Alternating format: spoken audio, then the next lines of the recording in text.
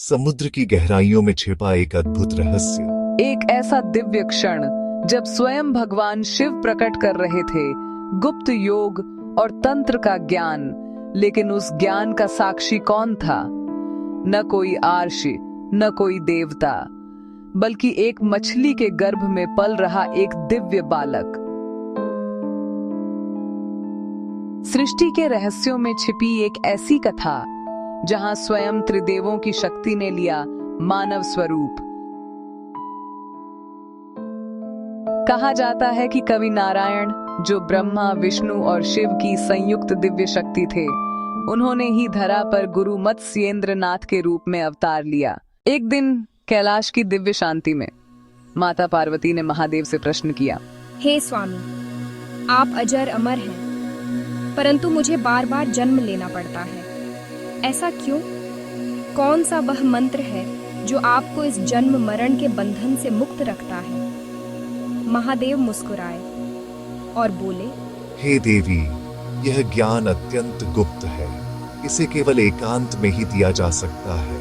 और फिर नंदी पर आरूढ़ होकर दोनों पहुंचे एक ऐसे गहन वन में जहां न कोई पक्षी, न कोई जीव, केवल सन्नाटा और समुद्र की गूंजती लहरें।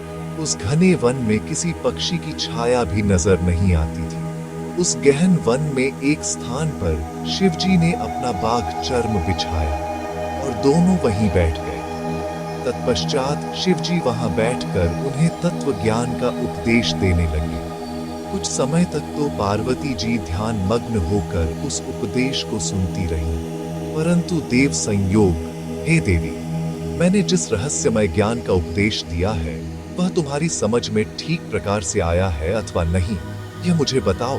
परंतु पार्वती जी तो निद्रा में लीन थी, अतः उन्होंने कोई उत्तर नहीं दिया। तभी समुद्र की गहराइयों से एक आवाज गूंजी, हे महेश्वर, आपने जो शास्त्रों का रहस्य समझाया है उसे सुनकर मुझे अत्यंत आनंद प्राप्त हुआ है। आपके उपदेश का सारांश यह है कि शिव ही कर्ता, शिव ही भोक्ता है, शिव ही सबके स्वामी, शिव ही आत्मा तथा शिव ही जीव है, परंतु शिव के अतिरिक्त अन्य कोई नहीं है। समुद्र के तटवर्ती जल में से निकलने वाली इस आवाज को सुनकर शिवजी पहले तो कुछ अचंभित हो गए और सोचने लगे कि इस गहन वन में किसी मनुष्य का कोई नामो निशान नहीं है। फिर भी मेरे इस परम गूढ़ ज्ञान को किसी अन्य प्राणी ने सुन लिया, और कौन इस प्रकार मुझे उत्तर भी दे रहा है। इस निर्जन स्थान पर यह आवाज किसकी? ध्यान दृष्टि से जब उन्होंने देखा तो एक अद्भुत दृश्य सामने आया। समुद्र के भीतर एक गर्भवती मछली और उसके गर्भ में एक दिव्य चेतना। वह कोई साधारण जीव नहीं था, वो स्वयं कवि नारायण थे।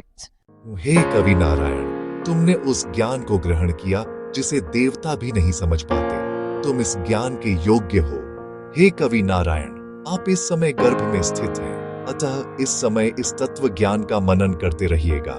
जब तुम्हारा जन्म होगा तब बद्री का आश्रम आना, जहां भगवान दत्तात्रेय स्वयं तुम्हें दीक्षा देंगे, और तब तुम बनोगे अजर अमर और संसार को दिखाओगे मुक्ति का मार्ग।